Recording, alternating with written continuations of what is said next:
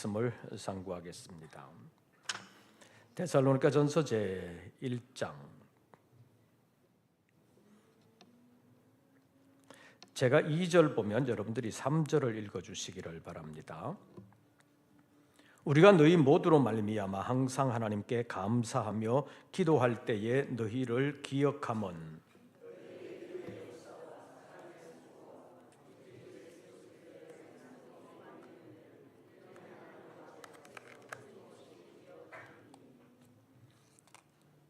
바울이 데살로니가 교회에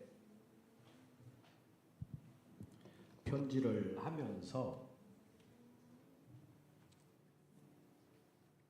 문안하자마자 1절이 문안인데 문안하자마자 바로 하나님께 감사할 것과 기도에 대해서 2절에서 밝히고 있습니다.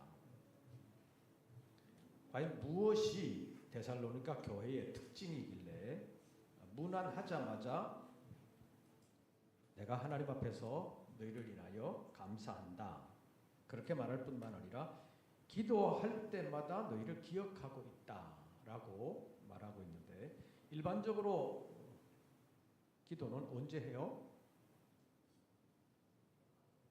시도 때도 없이 항상 해야 되는 것이지만 현실적으로 보면 내가 좀 어려움이 있을 때, 답답한 일이 생겼을 때 기도 많이 하잖아요. 그런데 바울은 데살로니가 교회를 생각하면서 기도할 때마다 하나님께 뭐하면 기억하고 감사한다 이렇게 말하고 있잖아요.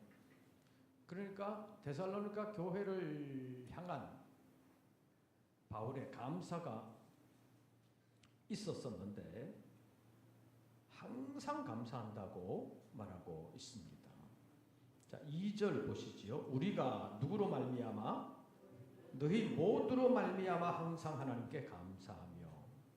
데살로니가 교회 편지하면서 데살로니가 교회 모든 성도들로 말미암아서 우리가 항상 하나님께 감사한다. 이것이 굉장히 귀한 것이죠. 걱정 때문에 기도하는 것이 아니라 감사할 것 때문에 기도한다, 감사한다라고 말하고 있습니다. 데살로니가 교회가 어떤 교회였길래 바울이 이렇게 말하고 있나 하는 것을 오늘 오후 시간에 잠깐 살펴보기를 바랍니다. 제가 2절 보면 여러분들 3절 다시 한 번 더 읽어주십시오. 우리가 너희 모두로 말미암아 항상 하나님께 감사하며 기도할 때에 너희를 기억함은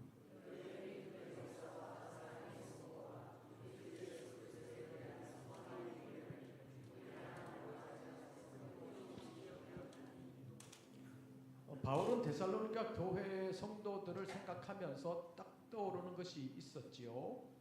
데살로니가 교회 그러면 믿음의 모아, 역사와 그 다음 사랑의 수고와 소망의 인내다.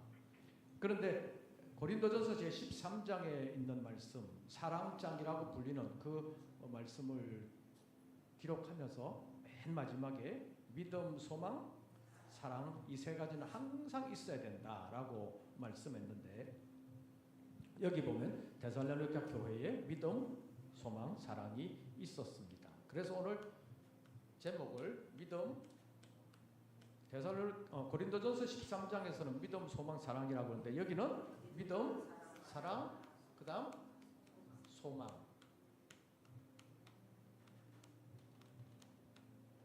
이렇게 있었는데 이것이 있는지를 어떻게 알았느냐? 믿음은 뭘로 나타났어요? 믿음의 역사. 이 역사라는 것은 믿음이라는 것은 본래 보이지 않잖아요. 보이지 않는 내면의 믿음이지만 그 믿음이 나타나게 됐는데 어떻게 나타났느냐? 역사라고 했는데 이것이 영어로 보면 어떤 일이라는 것입니다. 일하는 것으로 나타났다는 것입니다. 믿음으로 그 사람들은 주님 앞에서의 일을 했다. 믿음의 일을 했다는 것입니다. 사랑은 수고, 소망은 인내. 이렇게 나타났다는 것입니다. 그러니까 믿음, 소망, 사랑이 항상 있어야 되는데 그것이 데살로니가 교회의 경우는 믿음은 하나님 앞에서 일하는 것으로 나타났고 사랑은 수고하는 것으로 나타났고 소망은 인내하는 것으로 나타났다는 것입니다. 그것을 보면서 바울은 데살로니가 교회의 믿음이 참 좋다. 하나님 앞에서 감사할 일이다. 그러면서 기도할 때마다 데살로니가 교회 성도들의 믿음을 기억하고 그것을 하나님 앞에 감사하고 있었다고 말할 수 있습니다. 어떻게 해서 이런 일이 일어날 수 있었느냐? 그것을 잠깐 살펴보기를 원합니다.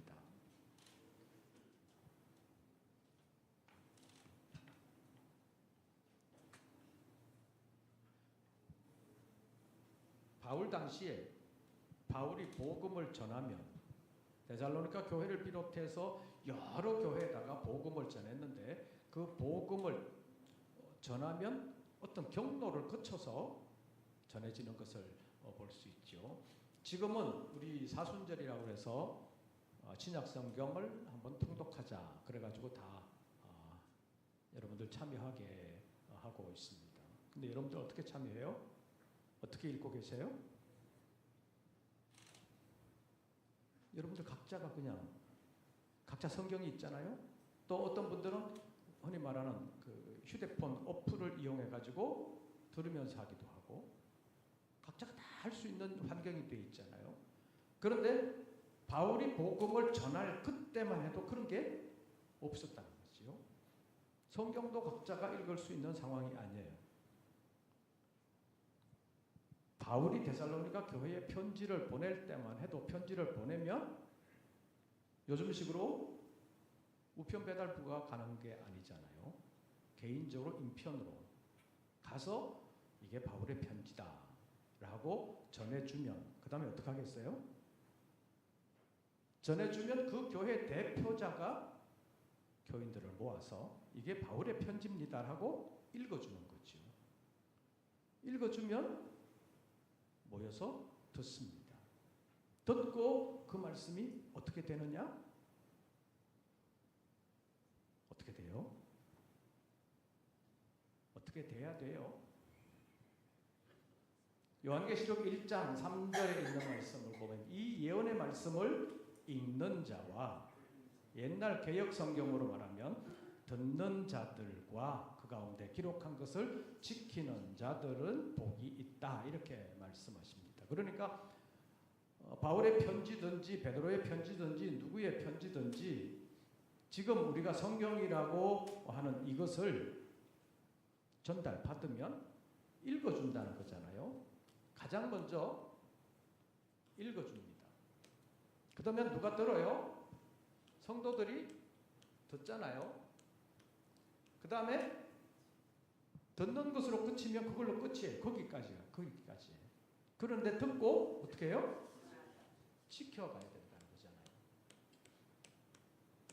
이것이 바울이 데살로니가 교회에 편지를 보냈더니 데살로니가 교회 대표자가 성도들에게 읽어주고 데살로니가 교회 성도들이 듣고 그 다음에 지켜나갔다는 거예요. 그래서 그 결과로 나타난 것이 믿음의 역사, 그 다음 사랑의 수고, 그 다음 소망의 인내라는 것이 오늘 본문 3절에서 우리에게 가르쳐 주는 것입니다. 그래서 주님의 말씀이 이런 과정을 거쳐서 데살로니가 교회에 전해졌는데 데살로니가 교회 성도들에게까지 전해졌는데 이것을 데살로니가 후서 3장 오늘 오전에 잠깐 봤는데요. 우리 찾아보시죠. 데살로니가 후서 제 3장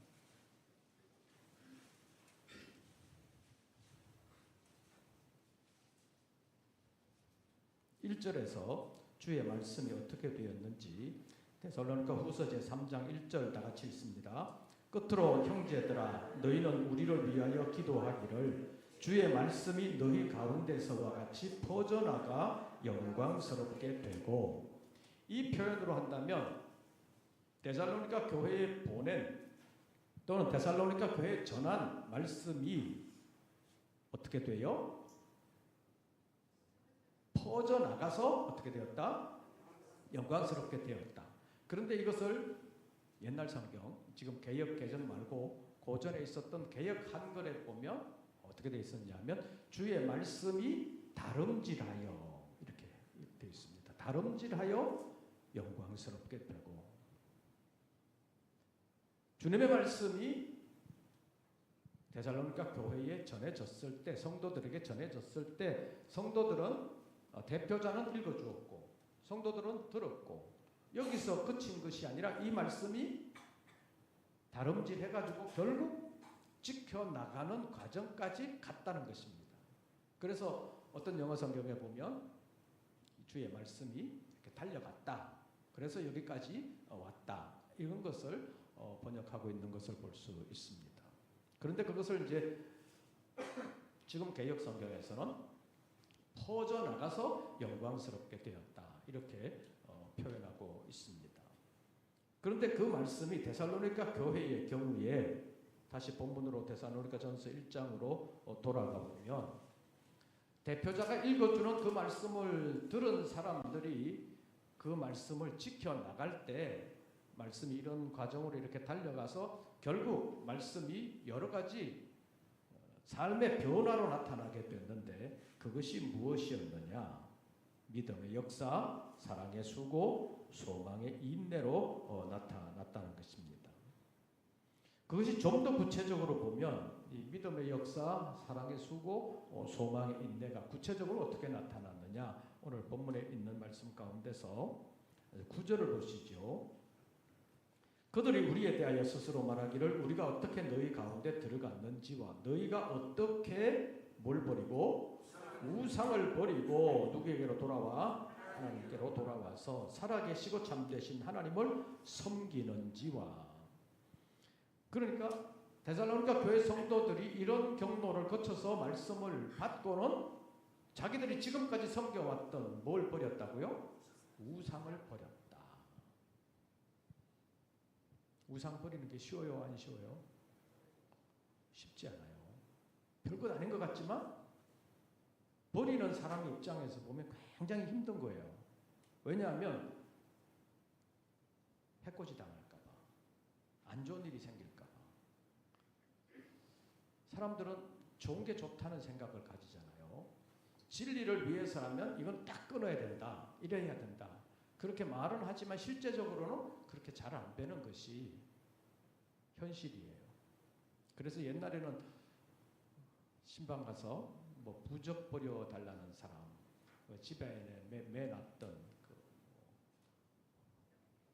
명태, 마른 명태 그거 버려 달라는 사람, 뭐 부적 뭐 이렇게 띄워 달라는 사람, 이런 사람들이 있었습니다. 근데 요즘은 이제 그런 걸 잘 안 하는데 그거 버리기가 그렇게 쉽지 않아요. 그냥 버리면 되지 그렇게 생각하지만 그거 버렸다가 집안에 안 좋은 일이 생기면 어떡하나 그런 두려움 때문에 쉽지 않은 일인데 데살로니가 교회는 이런 과정을 거쳐서 말씀을 받아가지고 우상을 어떻게 했다? 버렸다. 그리고 하나님께로 돌아왔다. 벌써 한 30년 가까이 다 되어 가는 것 같은데 어떤 분이 전도를 받아가지고 우리 교회에 왔어요. 왔는데 이제 첫 시간에 면담을 해보니까 혼자만 예수 믿겠다고 오신 거예요. 다른 사람들은 그냥 종교를 안 가지고 있거나 아니면 뭐 반대하거나 이런 것이 아니라 불교에 아주 심취되어 있다는 거예요. 다른 식구들은. 그런데 불교를 지금까지 열심히 정말 섬겨왔는데 계속해서 집안에 우환이 생기면서 그럼 다른 신을 섬겨볼까? 이런 마음이 생긴 거예요. 그래서 전도를 받고 왔는데 첫 시간에 제가 부탁을 드렸어요. 앞으로 마음에 이런 생각이 들 수도 있는데 그걸 잘 이겨야 합니다. 그걸 잘 이기고 주님께로 돌아오면 주님께서 많은 은혜를 베풀어 주실 것입니다. 라고 부탁을 드렸는데 좀 이따 안 나와요. 그걸 물어봤더니 우리 식구들 가운데 나만 종교가 틀리면 다르면 우리 집안에 우환이 생긴다고 누가 그랬다고. 그래가지고 그 과정을 극복하지를 못한 거예요. 본인이 그 과정을 극복하고 정말 복음을 자신의 심령 속에서 받아들일 수 있는 단계까지 하나님께서 은혜를 베풀어 주시면 그 확신을 가지고 다른 식구들도 전도할 수 있는데 아예 거기까지 가지 못하고 먼저 두려움에 사로잡힌 거예요. 그래서 이기지를 못했는데 오늘 데살로니가 교회 성도들은 우상을 섬기는 삶이 있었는데도 불구하고 그 우상을 과감하게 버렸다는 거예요. 그리고 하나님께로 돌아와서 하나님을 섬기는 삶. 그냥 교회 와서 요즘식으로 말하면 교회 와서 예배 드리고 그냥 설교 듣고 가는 것이 아니라 우상을 버리고 하나님을 섬기는 삶을 구체적으로 변화된 삶을 살았다는 것입니다. 그리고 또 한 가지 주목할 만한 것이 그 다음에 보시죠. 10절. 또 죽은 자들 가운데서 다시 살리신 그의 아들이 하늘로부터 뭐 하실 것을? 강림하실 것을 너희가 어떻게 기다리는지를 말하니 이는 장래의 노하심에서 우리를 건지시는 예수시니라. 그러니까 데살로니가 교회가 바울을 통해서 이런 과정을 거쳐서 복음의 말씀을 듣고 우상은 버렸습니다. 그런데 이 버리는 것만으로 그친 것이 아니라 하나님께로 돌아왔어요.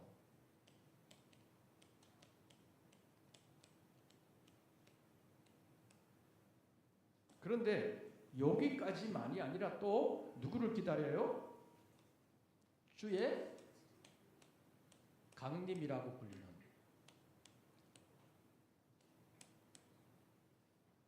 다른 말로 하면 재림신앙을 가지고 있었다는 것입니다. 이게 데살로니가 교회의 신앙에 칭찬할 만한 것이라는 겁니다.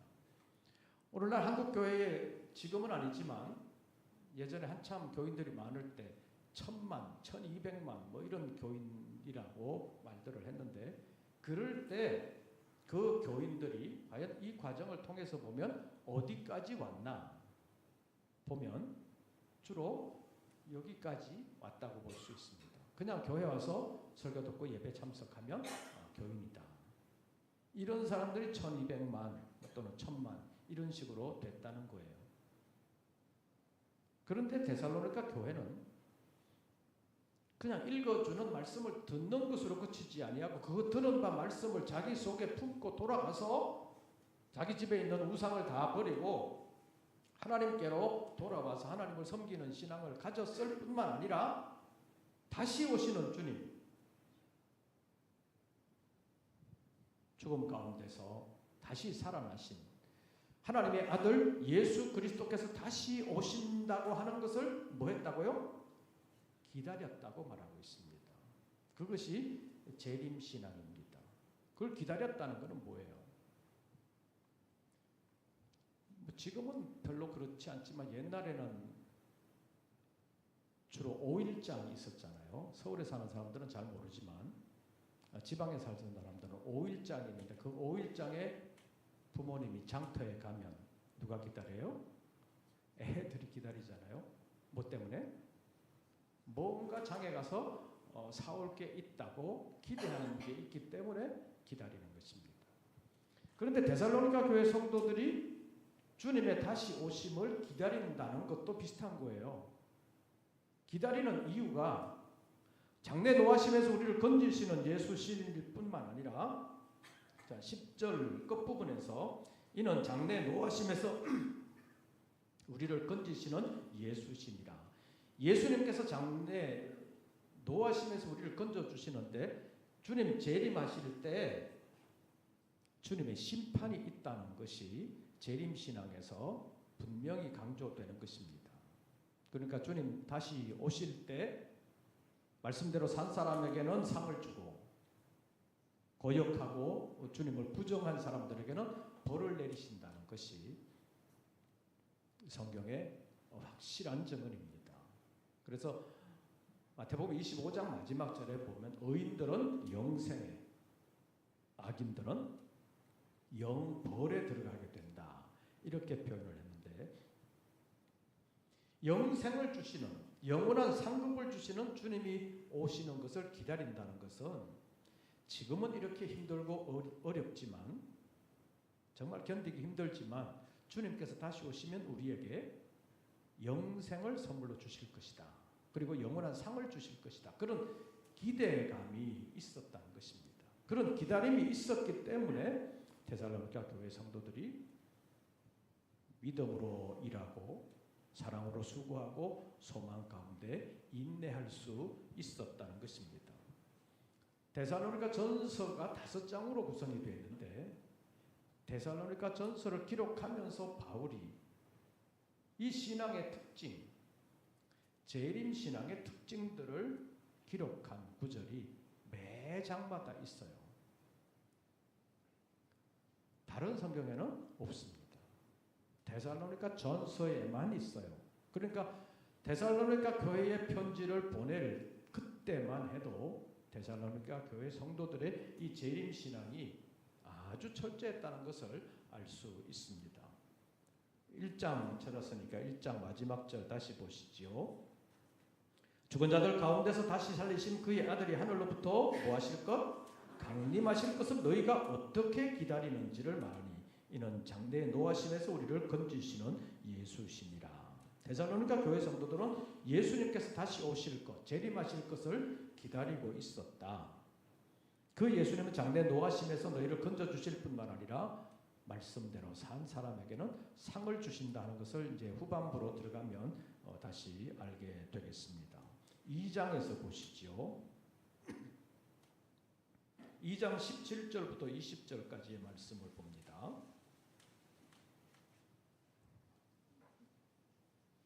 교독합니다. 17절 제가 읽습니다. 형제들아 우리가 잠시 너희를 떠난 것은 얼굴이요 마음은 아니니 너희 얼굴 보기를 열정으로 더욱 힘썼노라.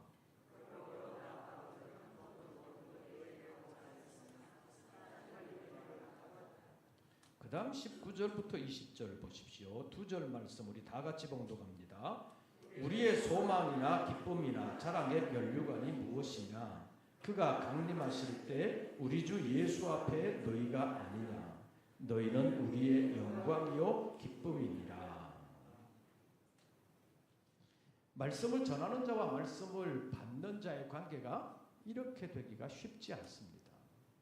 진짜 어려운 관계예요. 그런데 데살로니가 교회 성도들과 바울의 관계가 우리의 소망이나 기쁨이나 자랑의 면류관이 뭐냐?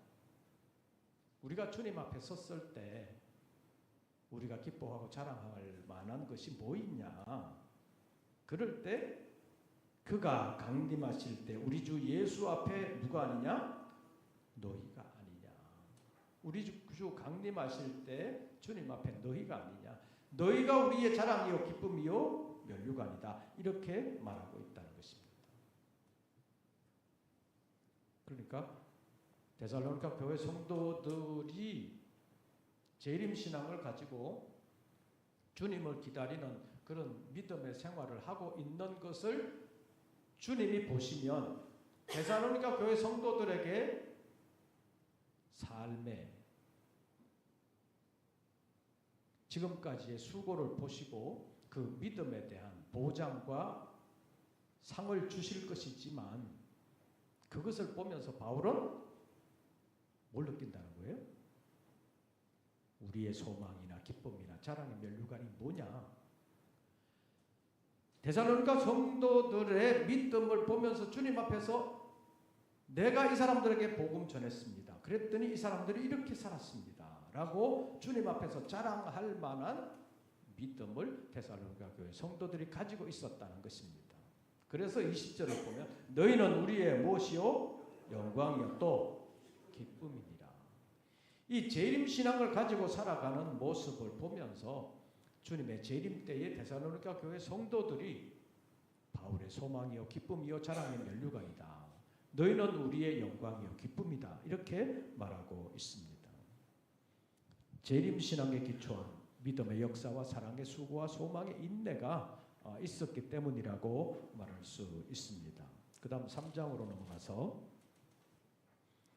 3장 마지막 부분 11절에서 13절까지 바울이 데살로니가 교회를 위해서 기도하고 있는데 여기에도 재림 신앙이 나타나고 있다는 것입니다. 이제 석절 말씀이니까 우리 다 같이 읽습니다. 하나님 우리 아버지와 우리 주 예수는 우리 길을 너희에게로 갈 수 있게 하시오며 또 주께서 우리가 너희를 사랑함과 같이 너희도 피차감과 모든 사람에 대한 사랑이 더욱 많아 넘치게 하사 너희 마음을 굳건하게 하시고 우리 주 예수께서 그의 모든 성도와 함께 강림하실 때에 하나님 우리 아버지 앞에서 거룩함에 흠이 없게 하시기를 원하노라. 좀 더 구체적으로 말하면 이 말씀은 데살로니가 교회 성도들의 재림신앙이 보라기보다는 바울의 재림신앙에 기초해서 데살로니가 교회를 위해서 이렇게 기도한다라고 말할 수 있습니다. 그래서 바울이 하나님께 기도할 때 쉽게 말하면 나는 너희에게 가고 싶다. 하나님이 갈 수 있도록 길을 인도해 주시면 좋겠다라고 기도를 했고 또 너희도 지금도 서로 사랑하고 있지만 피차간에 뿐만 아니라 모든 사람을 향하여 너희의 사랑이 더욱더 풍성하게 되기를 원한다. 그러면서 예수께서 그의 성도들과 함께 강림하시는 그때에 너희가 우리 하나님 앞에서 거룩함에 흠이 없게 되기를 원한다라고 기도하고 있습니다. 이것이 이제 바울의 재림신앙이라고 볼 수 있는데 바울의 재림신앙이 데살로니가 교회에 전해지면서 데살로니가 교회의 재림신앙으로 이어졌다고 볼 수 있습니다. 재림신앙을 아무리 전해도 받아들이지 아니하면 재림에 대하여 말하기가 상당히 어렵습니다. 그런데 데살로니가 교회는 바울이 전하는 재림신앙을 잘 받아들인 교회였다고 볼 수 있습니다. 요즘 대형 교회의 특징이 있는데 그 특징 가운데 좋은 점도 있고 안 좋은 점도 있는데 안 좋은 점 가운데 하나가 죄에 대한 설교를 제대로 못한다는 거예요. 왜냐하면 어떻게 보면 급품 교인들이 많이 있으니까 죄에 대하여 죄지면 안 됩니다. 죄지면 하나님께 벌 받습니다. 나중에 다 심판하실 것입니다. 그렇게 얘기하면 교인들 가운데 일주일 동안 세상에 힘들게 살다가 왔는데 꼭 저런 설교를 해야 되냐. 그냥 위로해주고 잘 된다. 뭐 그러면 좋은 거 아니냐. 그래가지고 교회 장로들에게 얘기하고 장로들이 또 목사님에게 교인들이 지금 요새 이렇습니다. 너무 힘든 환경에서 사는데 좀 위로해주고 힘이 되는 말씀을 좀 해주십시오. 이렇게 나오는 교회가 있다는 거예요. 왜 그렇게 말하냐? 아까도 조금 전에도 말씀드렸다시피 거품 교인들이 있으니까 죄에 대하여 이 재림에 대하여 심판에 대하여 말하면 싫어하는 사람들이 있고 그 다음 주부터 교회 가기 싫다. 그런 사람들이 생긴다는 거예요. 그러니까 죄에 대하여 말하고 심판에 대하여 말하면 교인 숫자가 줄어들 수 있다는 거예요. 그래서 함부로 말을 못할 수도 있다고 하는데 이제 그런 과정을 잘 이겨내고 말씀을 정말로 균형 있게 전해야 되는 것은 반드시 전해야 되는데 그렇게 못하는 것이 현실적으로 큰 교회에 나타나는 부작용이라고도 볼 수 있는데 너무 인간적인 것이 교회를 그냥 사람들 모임의 숫자로 교회가 성장했냐 안 했냐 이것을 판단하는 사람들이 많다고 볼 수 있습니다. 그런데 그것이 아니라 교인들의 믿음이 정말로 하나님 앞에서 바르게 섰느냐 그 많은 사람들 가운데 믿음이 정말로 하나님께 칭찬할 만한 주님 앞에 설 때 자랑할 만한 교인들이 얼마나 되느냐 이것이 훨씬 더 중요한데 데살로니가 교회는 우리가 1장에서도 봤고 2장에서도 봤는데 재림신앙을 가지고 주님 앞에 자랑하고 싶은 마음이 저절로 열리는 교회가 데살로니가 교회였다는 것인데 바울이 그래서 3장에서도 이 재림신앙으로 너희의 믿음이 주님 다시 오실 때 강림하실 때 거룩함에 흠이 없게 되기를 원한다. 이렇게 말하고 있습니다. 그 다음 4장으로 보면 4장 13절부터 18절까지인데 시간이 없어서 다 읽지는 못하겠는데 이제 가끔 그 장례 예배에 참여하신 분들은 이 말씀을 거의 상고하기 때문에 여러분 들었을 것입니다. 데살로니가 교회에 사랑하는 형제 한 분이 돌아가셨습니다. 지금도 그렇지만 옛날에 교회 성도 가운데 한 사람이 죽는다는 거 교회의 큰 슬픔이라고 볼 수 있습니다. 지금은 옛날보다는 교인들 간의 그 관계가 덜 끈끈하다고 말할 수 있어요. 옛날에는 목숨의 위협을 받는 상황이었기 때문에 같은 믿음을 가졌다는 것이 동질성, 유대감이, 소속감이 굉장히 컸다고 볼 수 있습니다. 사실 기독교가 로마에서 박해를 받다가 이제 인정을 받고 세례자가 많아지면서 세례 교육이 굉장히 엄격했습니다. 아주 길게는 세례 교육을 한 7년 정도 했다고 그래요. 세례 받기 위해서 7년 동안 말씀을 배우고 훈련을 받았다는 거예요. 그렇게 받아서 세례를 받게 되면 그 세례 교인은 이제 우리 공동체의 일원입니다 라고 받아들여지는 거예요. 그렇게 되면 그 공동체 소속감, 유대감이 굉장히 강한 거예요. 그래서 박해시대 때도 세례 받은 사람들만 모이는 모임이 있었잖아요. 대표적인 것이 이제 성찬의 모임인데 이 성찬의 모임은 아무나 참여하는 것이 아니라 세례 받은 사람. 이 사람이 세례 받았나 안 받았나. 지금은 모일 수 있는 상황이 좋고 또 이 교통통신이 발전했기 때문에 누구 그러면 딱 얼굴이 떠오르지만 옛날에는 안 그랬잖아요. 바리새인들과 그 서기관들이 예수님을 반대했고 또 유대의 공회 사람들 그리고 로마의 군인들이 예수님을 잡으러 올 때 예수님 얼굴이 어떻게 생겼는지 잘 모를 수 있잖아요. 지금이야 뭐 다 이렇게 흔히 말하는 몽따주도 걸어놓고 아니면 사진도 많고 그래가지고 누구 하면 딱 얼굴이 떠오르지만 옛날엔 그게 없어가지고 예수라는 사람을 잡아야 되는데 얼굴을 잘 모를 수 있잖아요. 그래서 가룟 유다가 내가 가서 표시해주는 사람, 그 사람이 예수다. 그러니까 그 사람을 잡아라 라고 신호를 짜가지고 오는 거잖아요.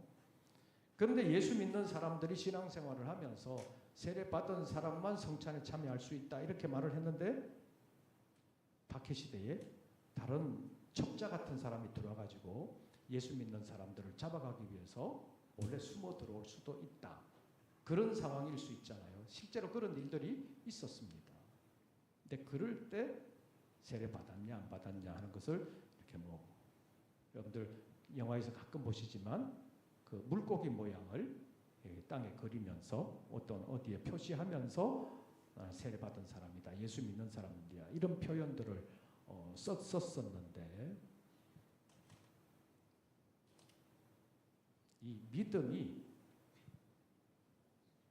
함께 한다는 거, 믿음으로 세례를 받고 목숨까지도 함께 나눌 수 있는 사람이 된다는 거, 그 쉬운 일이 아닌데 이런 믿음이 있었기 때문에 가능했다는 거예요. 지금 죽어도 주님의 날에 우리는 영광스러운 부활을 얻게 된다. 그것을 데살로니가전서 4장에서 말씀하고 있습니다. 주님이 나중에 하나님의 나팔로조차 강림하시게 될 텐데 그때 죽은 자는 살아나고 그때까지 살아있는 자는 변화될 것이다. 그래서 다시 오시는 주님과 영원히 헤어지지 아니하고 함께 있게 된다. 이런 말로 서로 위로해라 라고 말하는 것이 데살로니가전서 제4장 마지막 부분입니다. 그리고 데살로니가전서 5장으로 가게 되면 거의 내용 전부가 예수님의 재림과 관련된 것입니다. 재림의 때가 언제냐 하는 것에 대해서 미혹을 받지 말아라, 혹하지 말아라 라는 것이 5장 전반부고 또 마지막 부분에 가서도 23절과 24절 한번 보십시오. 데살로니가전서 5장 23절과 24절 2절 말씀만 우리 다 같이 읽습니다. 평강의 하나님이 친히 너희를 온전히 거룩하게 하시고 또 너희의 온 영과 혼과 몸이 우리 주 예수 그리스도께서 강림하실 때에 흠없게 보존되기를 원하노라. 너희를 부르신 이는 믿으시니 그가 또한 이루시리라. 마지막 부분에서도 마지막 결론을 내면서 주님 다시 오시는 그날 너희를 온전히 거룩하게 하시고 너희의 온 영과 혼과 몸이 우리 주 예수 그리스도 강림하실 때 흠없게 보존되기를 원하노라. 바울이 데살로니가 교회를 위해서 데살로니가전서 3장에서 기도해 줄 때 이 재림 신앙을 가지고 기도해 준 것처럼 편지를 마무리할 때도 재림 신앙을 가지고 너희의 믿음이 온전하게 거룩하게 되기를, 주님 강림하시는 그날 거룩함에 흠이 없게 되기를, 그것을 위하여 기도하고 있는 것을 보면 이 바울의 재림 신앙과 데살로니가 교회의 재림 신앙이 함께 이어지면서 데살로니가 전서가 구성되어 있다는 사실을 알 수 있습니다. 그래서 오전에 그리스도의 인내에 동참하는 사순절이라는 제목으로 말씀을 드리면서 그리스도께서 뭐 하셨다? 인내하셨다. 그 인내가 어떻게 나타났느냐? 십자가로 나타났다, 사랑으로 나타났다, 계명을 지키는 것으로 나타났다라는 것을 말씀드린 바 있습니다. 그 그리스도의 인내가 우리에게는 어떤 식으로 나타날 수 있냐? 그리스도의 인내에 동참을 하려면 우리에게 필요한 것이 뭐냐? 이 재림 신앙이 있어야 된다는 것입니다. 이 재림 신앙이 없으면 그리스도의 인내에 우리가 동참할 수가 없게 된다는 것입니다. 조금 전에 말씀드린 것처럼 교회에 와서 읽어주는 성경을 듣기만 하는 사람은 듣는 것으로 그냥 위로받는다. 듣는 것으로 오늘은 예배 참석했다. 그렇게 위로받을 정도만의 신앙이라면 그리스도의 인내에 참여하지를 못합니다. 그러나 재림 신앙을 가지고 있으면 그리스도의 인내에 참여할 수 있다는 것입니다. 그래서 오늘 본문에서 믿음의 역사와 사랑의 수고가 있다고 그랬는데 이 소망에는 인내가 있었다는 것입니다. 그래서 데살로니가 교회가 믿음의 역사와 사랑의 수고와 소망의 인내를 이루는 교회였는데, 인내할 수 있었다는 것은 소망이 있었다는 것인데 그 소망이 바로 재림 신앙으로 인한 소망이라는 것입니다.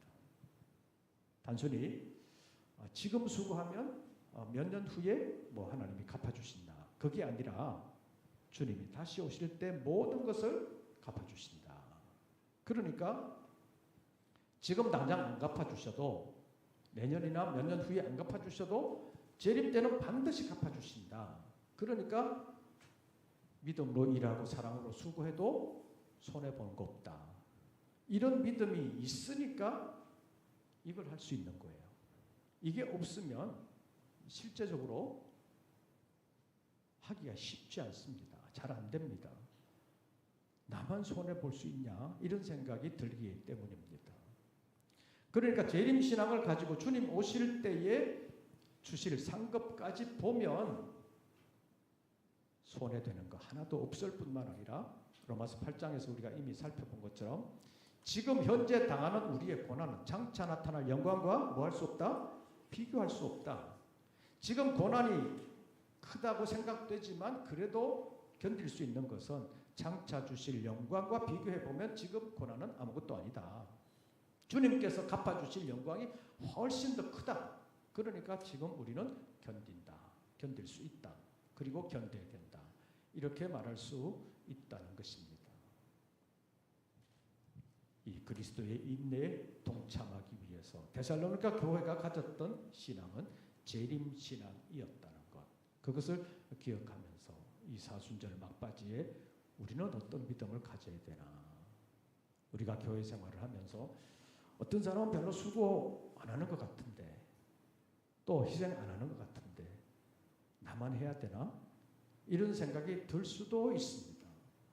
또 어떤 사람은 별로 수고 안 하는데 뭐 알아주는 것 같고 사람들이 그 사람을 따르는 것 같고 나는 나름대로 수고하는데 다른 사람이 알아주지도 않아하고 인정해주지도 않는 것 같은 그런 섭섭함이 들 때도 있는데 이 재림신학의 관점에서 보면 그럴 때도 낙심하지 않을 수 있다는 것입니다. 소망을 가질 수 있다는 것입니다. 왜냐하면 나는 하나님 앞에서 수고하면 사람들이 알아주지 않아도 사람들이 갚아주지 않아도 나중에 누가 갚아주신다? 다시 오시는 주님이 갚아주신다. 그런 믿음이 재림신앙에서 나오기 때문입니다. 그래서 이 재림신앙과 관련해서 우리에게 부활이라는 것이 있는데 이제 2주만 지나면 부활절인데 그 부활신앙이라는 것이 굉장히 중요합니다. 부활장이라고 불리는 고린도전서 15장을 우리 한번 찾아보겠습니다.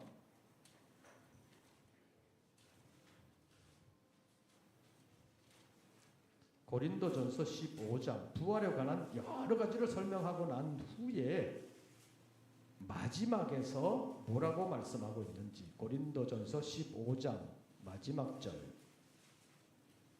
고린도전서 제15장 마지막 절 58절 우리 다 같이 봉독합니다. 그러므로 내 사랑하는 형제들아 견실하며 흔들리지 말고 항상 주의 일에 더욱 힘쓰는 자들이 되라. 이는 너희 수고가 주 안에서 헛되지 않은 줄 알미라. 주 안에서 수고하는 것이 헛되지 않다. 사람들이 몰라줘도 헛되지 않다. 사람들이 갚아주지 않아도 헛되지 않다. 누구 안에서? 주 안에서. 뭐까지 보면? 부활까지 보면. 부활 안 보고 주님의 재림까지 안 보면 손해된 것 같지만 억울한 것 같지만 부활까지 주님 오시는 그때까지 보면 억울할 것 없다. 왜냐하면 우리의 수고는 주 안에서 헛되지 않기 때문이라고 말씀하고 있습니다. 이런 믿음을 가진 믿음의 선진들이 많다는 것입니다. 히브리서 12장 1절과 2절에 있는 말씀을 보면 구름같이 둘러싼 허다한 증인들이 있는데 그 증인들은 이런 믿음을 가지고 믿음의 선한 싸움을 싸우다가 이미 하늘에 올라간 사람들입니다. 그 사람들이 증인이 되어서 신약에서 증인이 된다는 것은 순교자적인 믿음을 가진 사람이 되었다는 거예요. 그래서 증인과 순교자는 헬라 원어로 보면 같은 단어를 사용하고 있습니다. 이미 믿음의 선진들이 나도 힘든 가운데서 살았는데 나는 이렇게 이겼다. 그리고 지금 주님의 나라에 와 있다. 이제 우리가 다시 부활 때 주님 다시 재림하실 때 만나게 될 텐데 그때까지 잘 참고 견뎌라. 그것이 히브리서 12장 1절에서 말하는 구름같이 둘러싼 허다한 증인들입니다. 그래서 우리는 이 시대를 살아가면서 특별히 이 사순절 막바지에 살면서 우리의 믿음이 어떠해야 되느냐? 믿음은 뭐가 있어야 돼요? 역사가 있어야 된다는 것입니다. 이것을 야고보는 믿음과 행함이라는 말로 표현을 했습니다.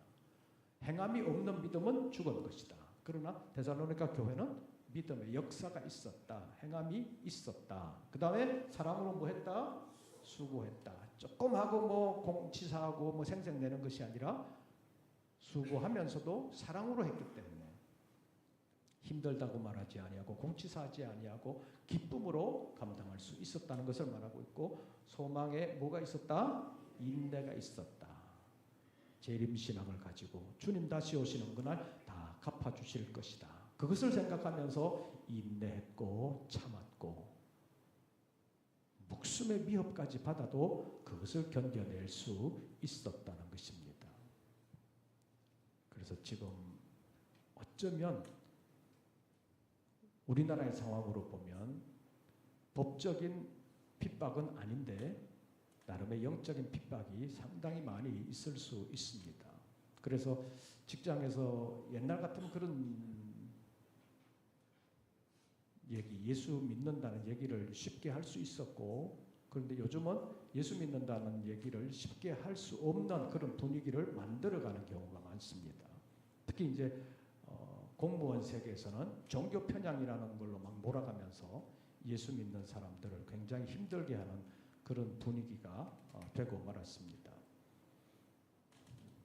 특히 언론은 기독교에 대해서 굉장히 호전적으로 안 좋은 일들을 보도하면서 좋은 일은 거의 보도하지 않는 그런 모습들을 보이고 있습니다. 그래서 우리가 이 시대 속에서 특히 이제 코로나를 거치면서 기독교에 대한 반감을 조성한 것이 결국 이렇게 나타나고 있다는 것을 우리가 경험하고 있는데, 이런 시대 속에서 우리가 어떻게 신앙생활을 해야 되느냐? 소망을 가지고 인내할 뿐만 아니라 사랑으로 수고하고 믿음으로 역사하면서 이 시대를 아름답게 이겨나가야 데살로니가 교회처럼 주님 앞에서 영광스러운 교회가 되고 그날의 상을 받는 교회가 되는 줄로 믿습니다. 믿음, 사랑, 소망이 역사와 수고와 인내로 아름답게 나타날 수 있도록 우리의 믿음을 새롭게 하면서 늘 주님과 함께하고 주님의 말씀을 마음속에 품고 그 말씀이 다름질하여 결국 믿음의 역사와 사랑의 수고와 소망의 인내를 아름답게 이루어갈 수 있는 우리 모든 권속들 되시기를 주의 이름으로 축원합니다. 찬송 부르시고 기도하겠습니다. 찬송가 150장입니다.